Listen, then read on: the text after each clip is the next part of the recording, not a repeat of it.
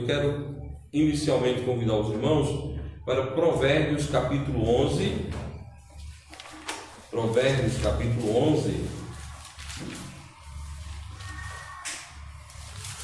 Nós queremos enfatizar a questão do ganhador de almas, de ganhar almas para o Senhor e Salvador Jesus Cristo, um trabalho de grande nobreza para a honra e glória de Deus. Provérbios capítulo 11, versículo 30, 11:30, diz o seguinte: o fruto do justo é árvore de vida, e o que ganha almas é sábio. Amém? Amém. Deus aplique o texto em nossos corações, mentes e vidas. Amados irmãos, o fruto do justo é árvore de vida. O justo, aquele que foi justificado pelo nosso Senhor e Salvador Jesus Cristo, é você, sou eu, somos nós. Não é verdade? Você que é crente. Nós não podemos mandar pessoas que não são crentes trabalhar com o Evangelho, até porque ninguém pode dar o que não tem. As pessoas só podem dar o Evangelho depois que o recebe. Amém? Amém. Quando as pessoas entendem, quando você entende o Evangelho, a coisa muda na sua cabeça, não é verdade? Eu lembro-me do testemunho da irmã, depois daquele culto lá na casa de Socorro. A irmã mandou uma mensagem para a pessoa: eu já entendi. E mudou as coisas, não mudou? Entendi. Você entende? Quando você entende sobre o Evangelho, o que você quer fazer com essa informação? Esconder para que ninguém descubra? Primeira coisa que você quer fazer é divulgar para que outras pessoas tomem conhecimento da grande maravilha que é a salvação eterna. Não é isso? Então é fruto. O fruto do justo é árvore de vida. É pregar sobre vida. E o que ganha almas é sábio. Quem é que não gostaria de ser uma pessoa sábia?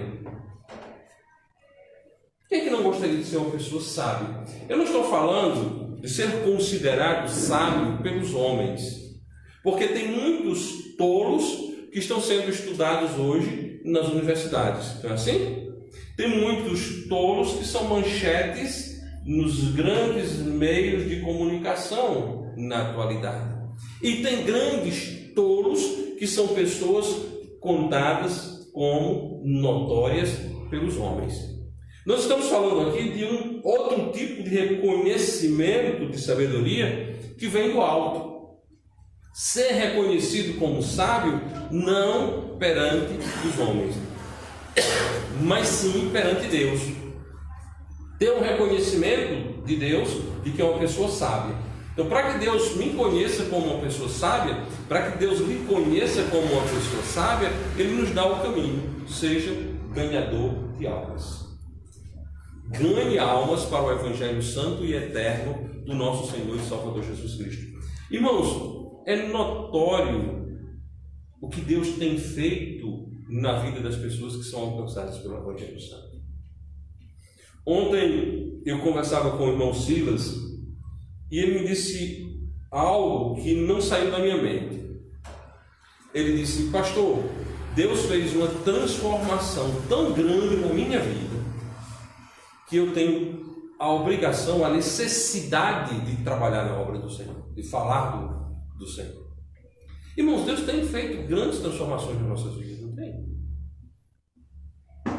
Deus tem feito grandes transformações na nossa vida para melhor. Nós não pregamos melhoramento, mas Deus transforma vidas que são alcançadas pelo Senhor e Salvador Jesus Cristo. Então, a pessoa que ganha almas é sábia. Amados, nós devemos dar importância à alma do ser humano. Nós devemos dar importância ao ser humano.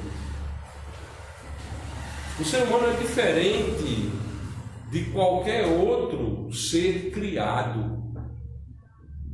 O ser humano é diferente de qualquer outro ser criado, irmão Lênin. O ser humano é diferente dos anjos. Por que o ser humano é diferente dos anjos? Porque o que acontece com o anjo quando ele peca, quando ele cai? vira demônio. Tem esperança para demônios? Não. Não há esperança para demônios. Temos esperança para o ser humano, porque foi feito à imagem e semelhança de Deus. Então o homem perdido, ele pode ser salvo. A alma do homem perdido pode ser salva. Deus pode livrá-lo da condenação eterna. Como livrou a sua, como livrou a minha. Ou não estávamos também nós todos indo para o inferno? Estávamos todos nós condenados indo para o inferno. Então, a alma do ser humano é importante. Nós devemos dar importância para as almas. Não há trabalho mais magnífico do que ser um ganhador de almas.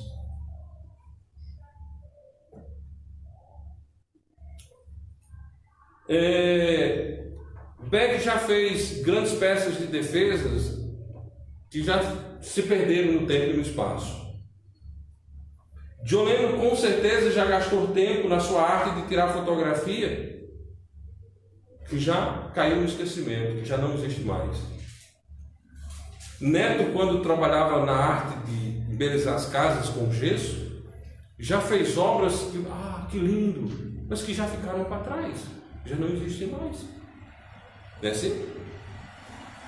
Todas as coisas que cá fazemos, elas passam. Porém, a alma do homem é eterna, e o nosso trabalho em relação à conquista de almas tem validade eterna. Não podemos negligenciar a preciosa alma humana. Não podemos viver a nossa vida sobre a terra sem essa preocupação. Você encontra as pessoas hipnotizadas pelo mundo. Você encontra as pessoas entenebrecidas de sentimento pelo mundo, pelo demônio, pelas drogas. E você os encontra muitas vezes rindo, aparentemente. Sabe, irmãos e amigos, no mundo todo, um tipo de morte tem crescido assustadoramente: o suicídio. Só aqui em Soledade, ultimamente, foram várias pessoas que assim morreram, sem contarmos com algumas outras tentativas, e as tentativas sempre são maiores, o número sempre é maior do que se fica sabendo, né? Porque a maioria das famílias não divulga o que de fato ocorreu, o suicídio. E você sabe por que isso? Por causa da alma.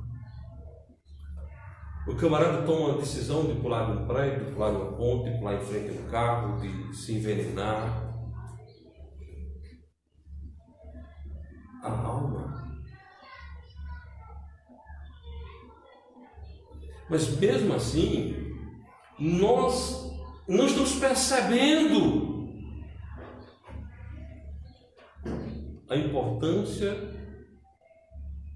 de falarmos de Cristo. De falarmos de Cristo.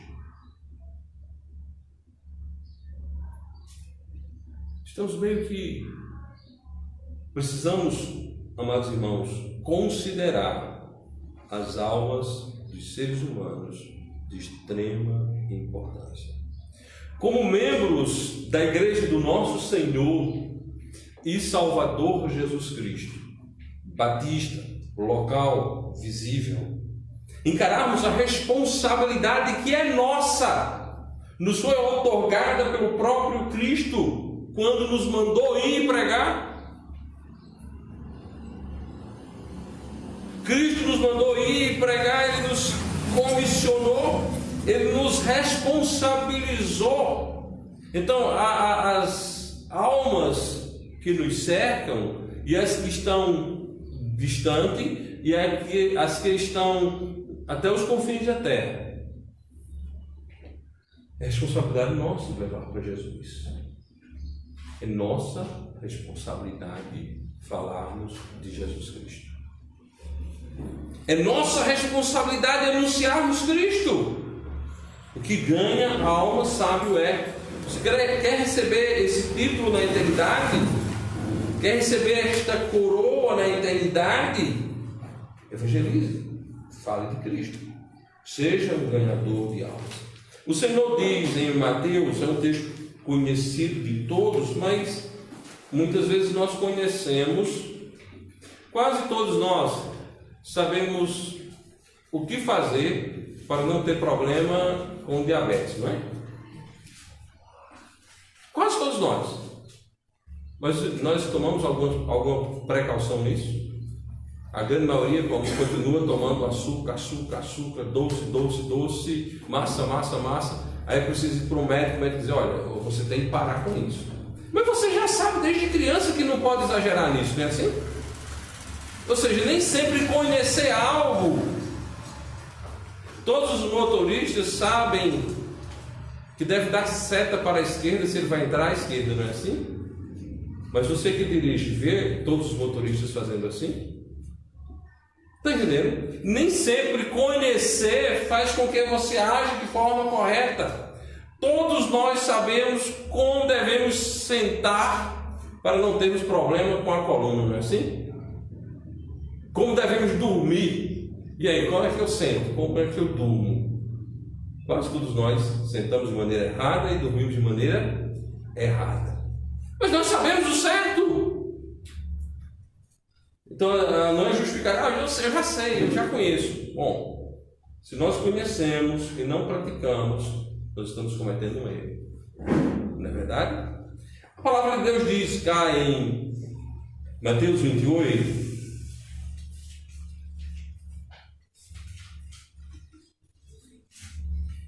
versículos 16 a 20.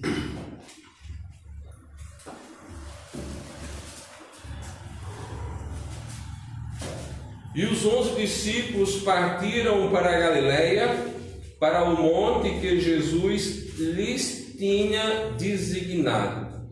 E quando o viram, o adoraram, mas alguns duvidaram. E chegando-se Jesus, falou-lhes dizendo: é-me dado todo o poder no céu e na terra. Portanto, ide, fazei discípulos de todas as nações, batizando-os em nome do Pai, e do Filho, e do Espírito Santo, e ensinando-os a guardar todas as coisas que eu vos tenho mandado. E eis que eu estou convosco todos os dias, até a consumação do mundo. Amém.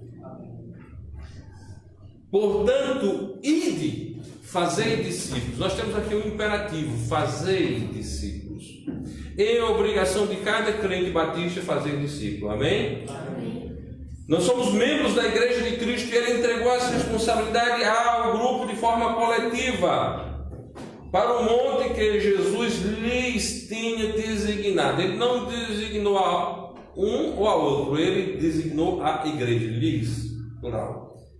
E quando o viram, coletivo, o adoraram, coletivo, alguns, coletivo, duvidaram. Então Jesus manda a sua igreja fazer discípulos. Você tem olhado para os seus conhecidos, amigos, parentes, familiares, pessoa em geral, como responsabilidade sua de pregar o Evangelho? Você tem se preocupado em tirar de suas mãos o sangue destas pessoas com a pregação do Evangelho? Você tem se preocupado em glorificar o nome de Jesus Cristo com a pregação do Evangelho? Ou nós temos ignorado? Os religiosos judaicos passaram por aquele homem ferido. Passaram a passos largos, não deram importância. Um samaritano parou e tratou. Será que a nossa conduta em relação aos perdidos está sendo como o do samaritano que parou e tratou das feridas? Que o hospedou, que cuidou? Ou será que o nosso processo relacional com os perdidos segue a linha dos líderes religiosos israelitas? Passa ao lado, passa direto, não quero saber. Qual é a tua atitude? A alma do teu amigo pode ser galardão eterno para você no céu. A alma do meu amigo pode ser galardão eterno no céu. Mas também, naquele dia de glória em que estaremos ajudando ao Senhor, poderemos ouvir: mas não me falaram de Cristo. Não me falaram de Cristo.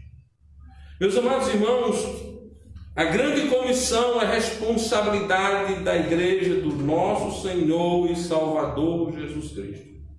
Eu gosto demasiadamente da forma como o Espírito Santo relaciona a igreja com Cristo em Efésios capítulo 1, versículos 22 e 23. Assim diz a palavra de Deus: e sujeitou todas as coisas a seus pés, e sobre todas as coisas o constituiu como cabeça da igreja, que é o seu corpo, a plenitude daquele que cumpre tudo em todos. A igreja de Cristo é o quê? O corpo dele. A igreja de Cristo é a plenitude de Cristo. No texto lido em Mateus, o Senhor diz: é-me dado todo o poder no céu e na terra. Em Efésios diz: e sujeitou todas as coisas a seus pés. Todas as coisas, todo o poder foi dado a ele no céu e na terra. E sobre todas as coisas o constituiu como cabeça da igreja. Um título além da sujeição de todas as coisas é cabeça da igreja. O que é a igreja de Cristo? Seu corpo.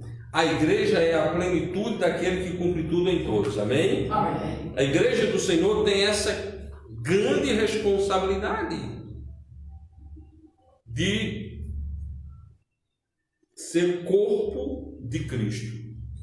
Enquanto corpo de Cristo é imputada a responsabilidade de pregar o Evangelho a toda criatura. Toda criatura. Não há divisor, não há barreira divisória, não há linha divisória. Todas as criaturas. Raça, tribo, nação, comportamento, posição social, posição educacional, todas as criaturas. É responsabilidade nossa falar de Cristo a todas as criaturas. Todas.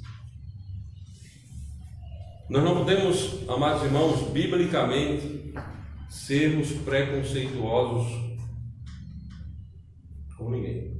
Uma das primeiras grandes barreiras pró-evangelismo, pró-missões, foi quebrada quando o Senhor e Salvador Jesus Cristo quebrou o preconceito que havia dos judeus com os demais povos, e ele fala em visão a Pedro, para que Pedro não torne imundo aquilo que Deus purificou, naquele contexto em que ele envia Pedro até Cornélio. Até aquele momento havia uma ideia por parte da maioria dos membros da igreja de Cristo que os gentios não deveriam ouvir o Evangelho. Foi necessária uma grande perseguição em Jerusalém para que aquela igreja de Jerusalém pudesse sair de forma missionária. E eles saíram pregando só aos judeus, só em Antioquia, que houve uma fala, né, para que outras pessoas crescem em Jesus como Salvador pessoal. Por direção do Espírito Santo, o epicentro missionário do Novo Testamento é exatamente aquela igreja em Antioquia, onde Paulo e Barnabé são dali enviados para a obra missionária. Então, meus amados irmãos, vamos pregar o Evangelho a todas as criaturas. Não pense você que existem pessoas impossíveis de serem salvas. Não pense você que existem pessoas impossíveis de serem salvas. Falta muitas vezes coragem dos crentes pregar o Evangelho. Falta muitas vezes coragem de pregarmos o Evangelho do nosso Senhor e Salvador Jesus Cristo. É responsabilidade nossa, irmãos, pregarmos o Evangelho. Devemos manter contato regular com as pessoas que nos ladeiam, com a comunidade onde estamos inseridos. Onde nós estamos, tem pessoas perdidas. Na sua casa, dentro da sua casa, você recebe pessoas que não têm Cristo como Salvador pessoal. Não recebe? Dentro da sua localidade de trabalho, você encontra pessoas que não têm Jesus como Salvador pessoal. E não confunda religiosidade com o Evangelho. Aquela pergunta, você tem certeza de salvação? A grande maioria das pessoas, mesmo religiosas, não tem certeza. Então, em todos os contextos onde estamos, tem pessoas perdidas. Dentro da sua casa, dentro do seu trabalho, dentro dos seus parentes, dentro das suas amizades. Mas muitas vezes nós estamos ignorando que essas pessoas têm alma, e que essa alma é eterna, e que essa alma sem Cristo será lançada no lago de fogo e enxofre.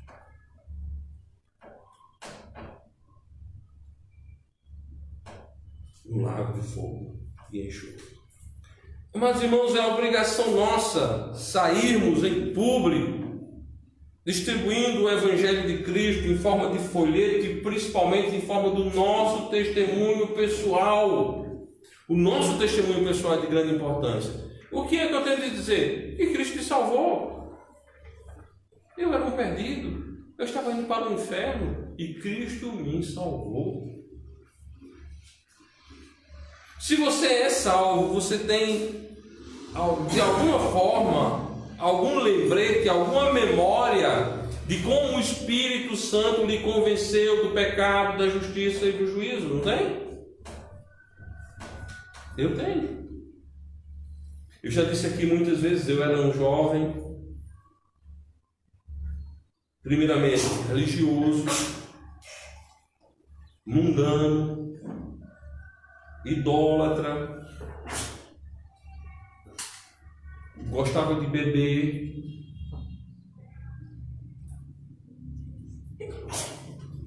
de forma prepotente e arrogante, me achava bom, achava porque eu trabalhava, colaborava com a minha mãe em manter as coisas dentro de casa, eu achava que eu era bom.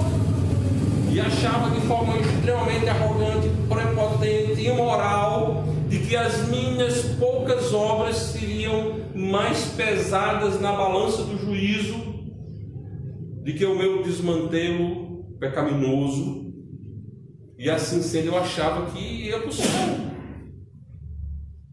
Eu tinha essa grande esperança. E então, lendo a Bíblia, o Espírito Santo me mostrou que eu era um miserável, perdido, indolente, caminhando para o inferno. E que eu precisava de um Salvador pessoal, Jesus Cristo. E eu entendi isso. E pasmem, vocês pensam que eu quis logo assim? Eu rapidamente criei um plano B. Vou continuar com minha vida até uns 65 anos, depois eu creio em Jesus. Eu já sabia que Jesus era o Salvador. Eu tinha, na época desses pensamentos, eu tinha 21 anos.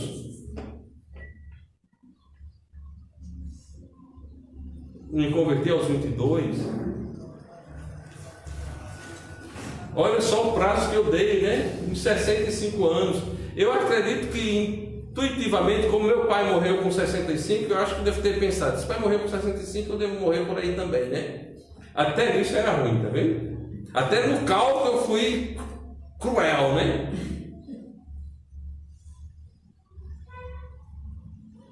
Porque, irmãos, ninguém se converte na marra, nem ninguém se converte por emoção.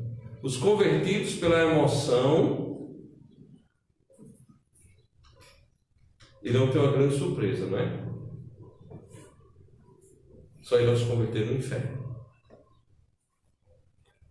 O Espírito Santo trabalha em nosso coração, em nossa mente, em nossa vida e nos faz nascer de novo. E eu então lendo a Bíblia, lendo o Novo Testamento, sabendo que era verdade e deliberadamente, voluntariamente recusando. Até que um dia o meu Senhor e Salvador Jesus Cristo disse: basta, venha. E eu fui a Cristo. Eu creio em Jesus. Eu lembro-me, irmãos, como se fosse hoje.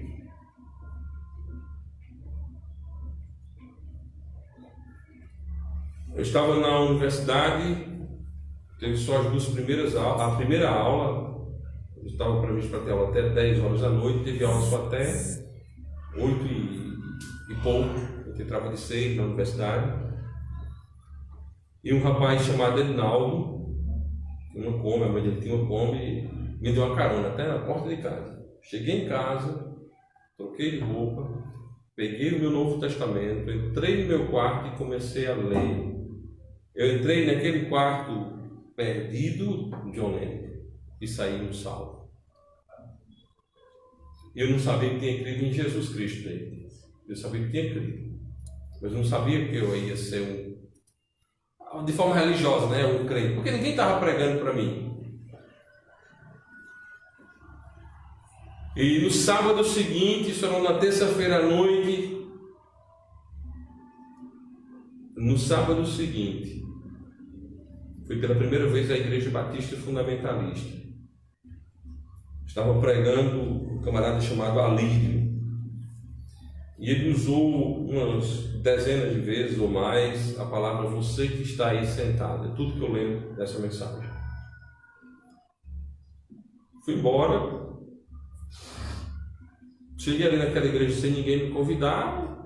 Eu estava indo para um outro canto, entrei. No outro dia voltei e o pregador falava sobre o aborto. Era um domingo, dia das mães, dia das mães, acho que dia das mães. Falava sobre o aborto. E no final ele fez apelo se alguém queria entregar sua vida a Jesus. E eu fiz sinal que queria. Eu fui lá na frente. Trajava eu uma camisa preta, uma calça preta. Meu cabelo não era grande, mas não era pequeno, né? A manga da camisa vinha até aqui, a camisa ia até nos joelhos. Eu só vi quando eu saí lá da porta de trás até a frente. O pessoal fazia vocês estão chegando na igreja, né? Bom, aí eu alegremente fui para Bela Vista. Pronto. Agora eu estava dizendo, eu sou crente. Eu já era, eu cheguei na igreja crente, mas eu não sabia, né? Depois foi que eu vim entender que o dia que eu recebi Jesus foi na terça-feira e não no domingo. E eu cheguei na Bela Vista e comecei a testificar. Eu sou crente. Cheguei em casa e já fiquei na porta de casa, porque eu sabia mais ou menos a hora que a turma começava chegando, né? E eu já fui espalhando. Mas eu sou crente agora, eu sou crente agora. Quando foi na segunda-feira, 8 horas de manhã, tinha uns 6, 7 na porta lá de casa. Não, tu não vai ser crente, não. Que conversa fiada é essa, rapaz? Isso numa semana tu vai desistir desse negócio. Mas realmente Jesus me converteu, amém? Jesus me converteu. Amados irmãos, se você lembra, se você é um salvo, você lembra, talvez não com tanta riqueza de detalhes, mas você lembra do que Jesus fez na sua vida. Talvez você lembre do gráfico do qual você estava descendo, de como você está agora. Testemunho de Jesus. Testemunharmos de Cristo, falarmos da grande salvação a qual o Senhor nos deu. Irmãos, a salvação que o Senhor nos deu não é algo pequeno. A Bíblia trata a salvação que Deus nos deu como uma tão grande salvação, não é isso? Deus nos deu uma tão grande salvação. A salvação que Deus te deu não é pequena. A salvação que Deus me deu não é pequena. A salvação do pecador é algo grande, é algo maravilhoso, é algo eterno, é algo sem fim, é algo que exigiu a morte do nosso Senhor e Salvador Jesus Cristo.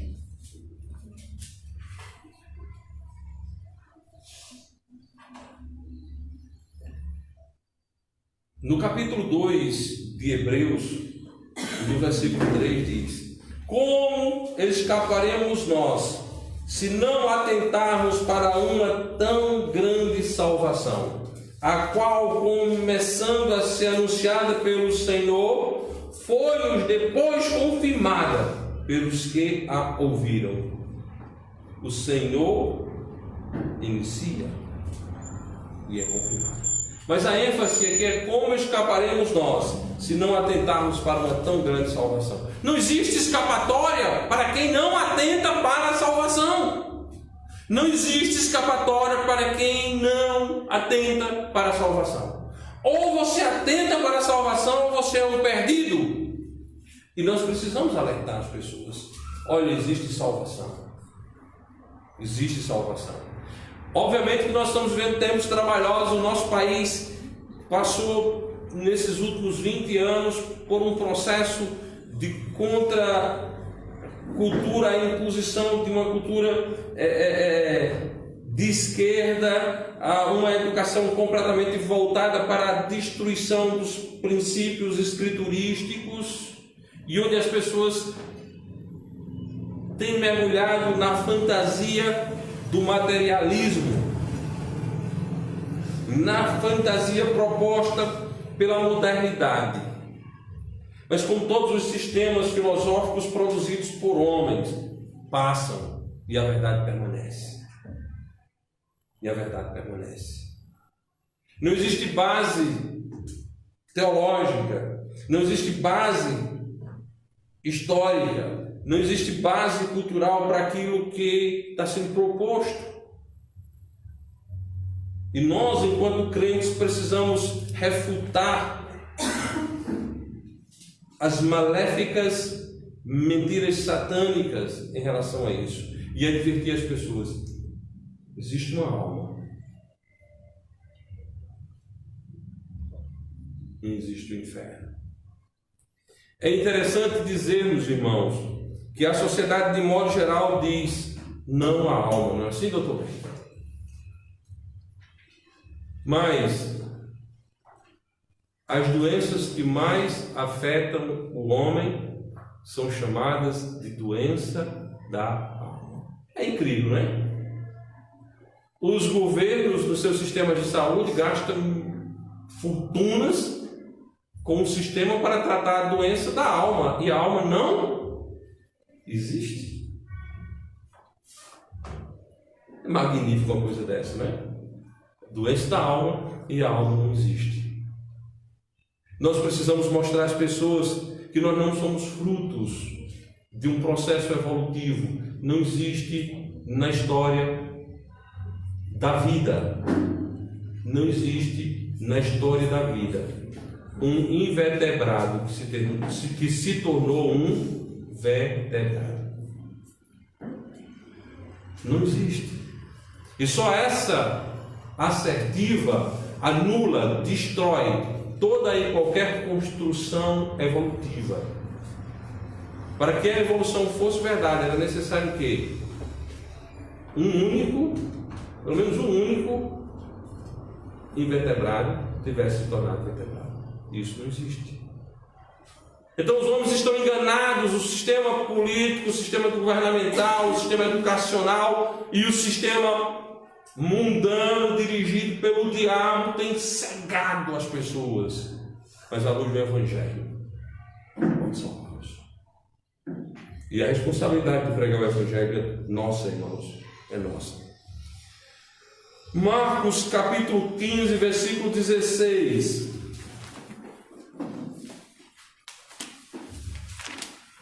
Marcos 15, 16. A palavra santa de Deus diz, Marcos 16, 15, eu li aqui 16, 15. Eu li ao contrário. Marcos 16, 15. E disse-lhes: ide por todo o mundo pregar o evangelho a toda criatura. Nossa responsabilidade, irmãos, pregar o evangelho a toda criatura. Não importa quem seja a criatura, o nosso Deus diz: prega para toda criatura. É nossa responsabilidade pregarmos o evangelho para toda criatura. Infelizmente, as criaturas humanas estão vivendo enganadas, mas é nossa responsabilidade tirá-las do engano. Marcos capítulo 8,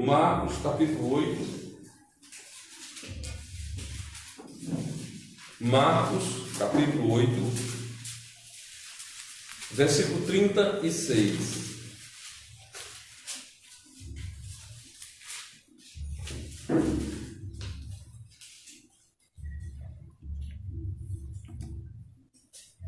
Pois que aproveitaria o homem ganhar todo o mundo e perder a sua alma?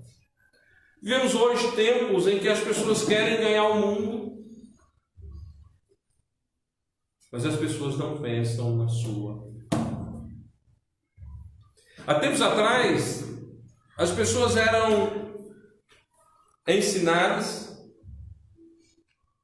tenha cuidado com a sua alma.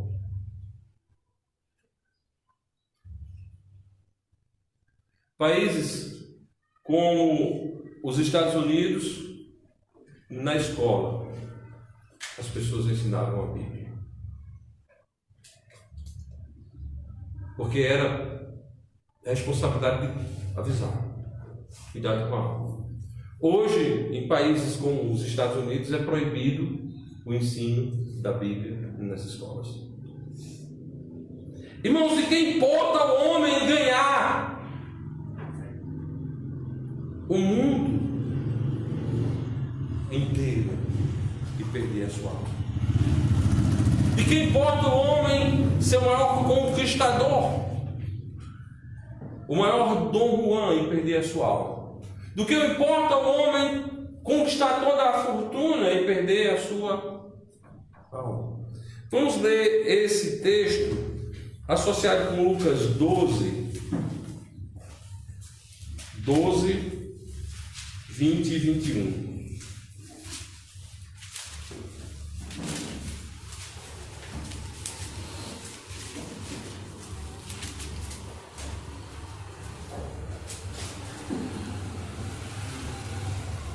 Versículo 20 e 21. Mas Deus lhe disse: louco, esta noite te pedirão a tua alma, e o que tens preparado, para quem será?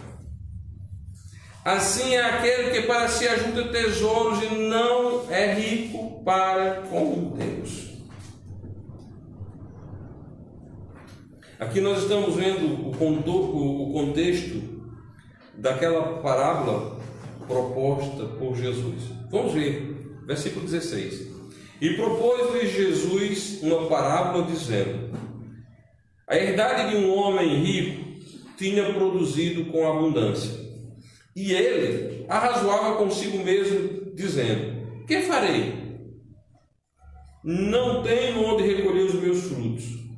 E disse: farei isso, derrubarei os meus celeiros, e edificarei outros maiores, e ali recolherei todas as minhas novidades e os meus bens.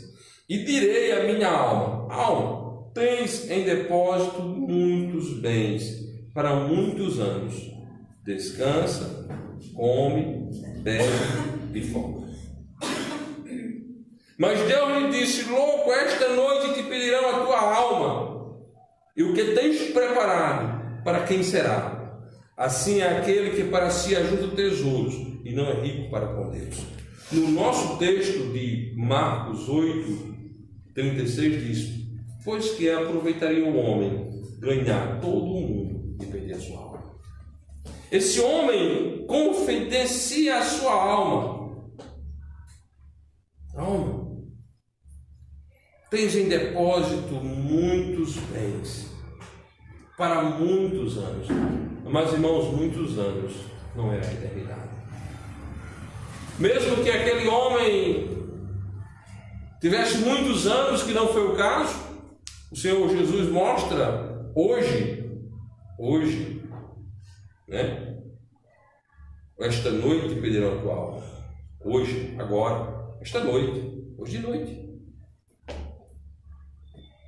Mas mesmo que ele tivesse muitos anos para desfrutar do fruto da sua riqueza, muitos anos, não é a eternidade. E ele diz a sua alma, na sua loucura de raciocínio, descansa. O coração dele estava na fortuna. Come, bebe e folga. Ele buscava prazeres carnais, comida e bebidas, e folga, festas, alegrias. Mas Deus lhe disse: louco, esta noite te pedirão a tua alma, e o que tens preparado para quem será? Amados irmãos e amigos, o homem contemporâneo está mais ou menos dentro dessa perspectiva. Ele ajunta sem se preocupar com a sua alma. Ele quer diversão, ele quer lazer, ele quer vida com regalias e abundância. Mas o que tem preparado? Amados irmãos, nós precisamos alertar os homens enquanto evangelistas, pois que aproveitaria o homem ganhar todo mundo e perder a sua alma. Mas, amados, nós não devemos tão só usar esse texto para mostrar aos outros. Nós devemos mostrar que, primeiramente, antes de qualquer um, nós, enquanto crentes batistas, devemos entender que aquilo que é de maior importância em qualquer circunstância é a alma. Antes de ensinarmos ABC ao nosso filho, nós devemos ensinar Jesus. Antes de aspirarmos para ele uma carreira profissional, devemos aspirar para ele o Evangelho Santo do nosso Senhor e Salvador Jesus Cristo. Antes de desejarmos para os nossos amigos, nossos conhecidos, nossos parentes, vida com abundância sobre a face da terra, o Evangelho Santo e Eterno. Esse homem rico desta parábola proposta por Jesus tinha tudo o que era necessário para ele descansar, comer, beber e se alegrar. Porém, não estava pronto para a eternidade. Devemos alertar as pessoas sobre a condenação. Amados irmãos, devemos falar do Senhor. Devemos anunciar o Senhor. Devemos mostrar às pessoas o perigo que estão correndo. Jesus está fazendo isso ao contar essa parábola. Ele mostra que essa grande construção material deste homem, ela não tinha valor algum no que diz respeito à eternidade, porque ele ajuntava tesouros na terra. A credencial dele era credencial de loucura e não de sabedoria. A credencial dele era credencial de perdição e não de sabedoria. Versículo 20 é muito claro, Lucas 12, 20. Mas Deus lhe disse: louco, esta noite te pedirão a tua alma, e o que tens preparado, para quem será? Assim é aquele que para si ajunta tesouros e não é rico para com Deus. Amados irmãos, a maior de todas as riquezas é a eterna salvação. Amados irmãos, a maior riqueza de todos é você poder dormir sendo sabedor que se você morrer, você dormiu com o Senhor. É você deitar sabendo que se o dia glorioso do arrebatamento dos salvos for aquela noite, você será arrebatado, você não fica. Considerando isso é importante. Você vai considerar a alma e vai pregar a Cristo e vai anunciar ao Senhor. Vai mostrar que há um Salvador e que esse Salvador é Jesus. Como aqueles discípulos de João encontraram Jesus e eles saíram anunciando a Jesus aos outros. Da mesma forma, nós, como pescadores de homens, devemos assim proceder. Sair pelos caminhos. Lucas capítulo 14, versículo 23. Lucas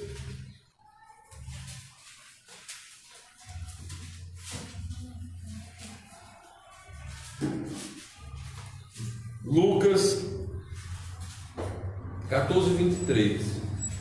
E disse o Senhor ao servo: saí pelos caminhos e velados, e forçai-os a entrar, para que a minha casa se encha. Amados irmãos, vamos sair pelo caminho. As pessoas não querem ouvir o Evangelho, mas nós precisamos pregar. A salvação não é por força nem por violência, mas nós precisamos falar. As pessoas não querem ouvir, mas falam. Sabe por que as pessoas não querem ouvir? Porque estão mortas. Eu, antes de crer em Jesus, eu não queria ouvir. Você, antes de crer em Jesus, você não queria ouvir. Qual era o testemunho de Neto? Como era, Neto, a questão? Se eu vinha por um caminho, você estava na mesma direção? Vamos para o outro lado para não ser convidado. As pessoas... Isso não é novidade. Eu lembro-me do testemunho de um pastor batista em dia de sua ordenação. E ele disse: irmãos, eu fiz a minha parte. Essa palavra soa como uma ofensa grande numa igreja batista, né?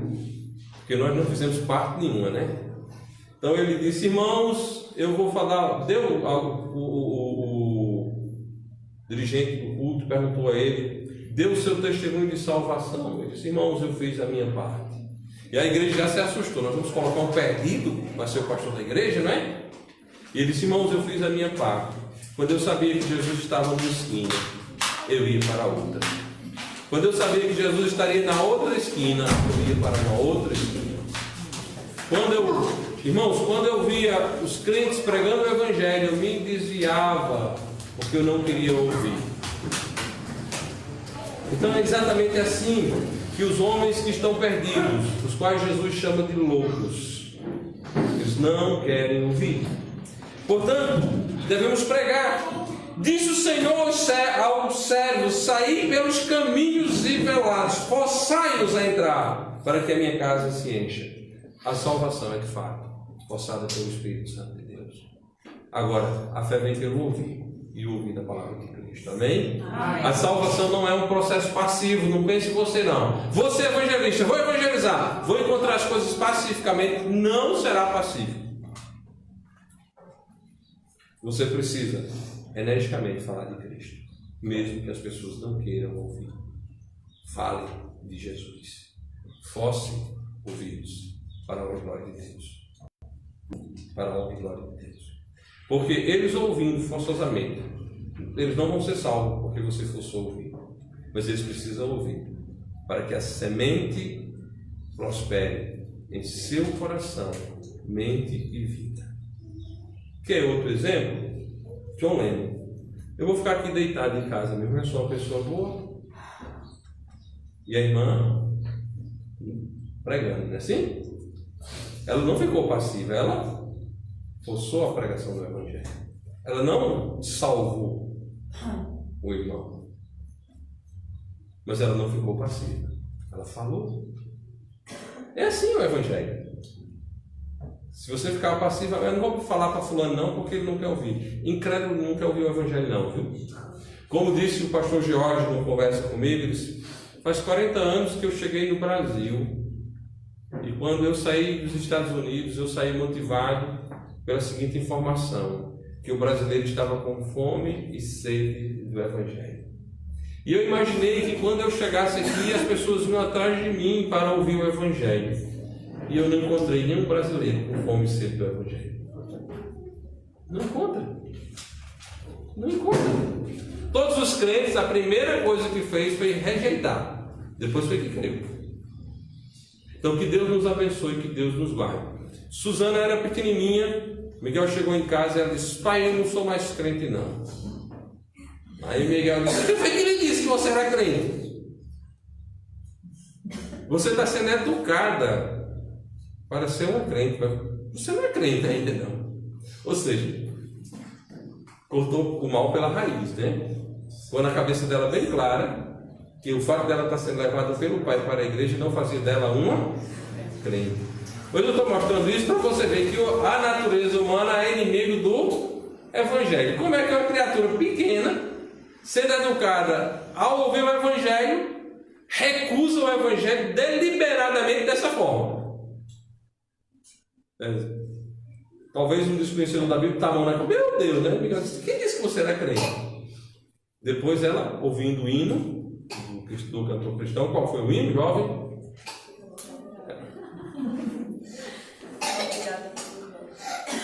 Ouvindo o hino do cantor cristão, arrependeu-se e creu no Evangelho Santo e Eterno do nosso Senhor e Salvador Jesus Cristo. Se Miguel tivesse dado uma pisa nela, não, você já é crente, não vai sair deixar de ser crente, não. Estava perdido até hoje, né? Qual hino? Hino 255. 255 diz o quê? Nele? Qual é teu refúgio? Qual é teu refúgio, né? Qual é teu refúgio? Qual é teu refúgio? Louco, esta noite pedirão conta da tua alma, né? Qual é teu refúgio? O que tu tens preparado vai servir de quê? O camarada é rico. E a riqueza dele ia servir de quê? Amigo, qual é o teu refúgio? E qual o teu destino real? Por que trabalhar por tesouros que tens de deixar afinal? Ou cuida do bem da tua alma, que eterna permanecerá e tem mais valor que este mundo. Só Cristo a salvar poderá. A mensagem de hoje, né? A mensagem de hoje. Amados irmãos, precisamos falar de Jesus. É nossa responsabilidade. De nada aproveita este mundo ganhar, sem troca tua alma tu tens de entregar. Sem troca tua alma tu tens de entregar. Vamos falar de Jesus, meus amados irmãos. A alma é importante. A alma é a essência. A alma é um ser humano. Falemos de Cristo. Porque não importa ganhar o mundo inteiro e perder a alma. Amém?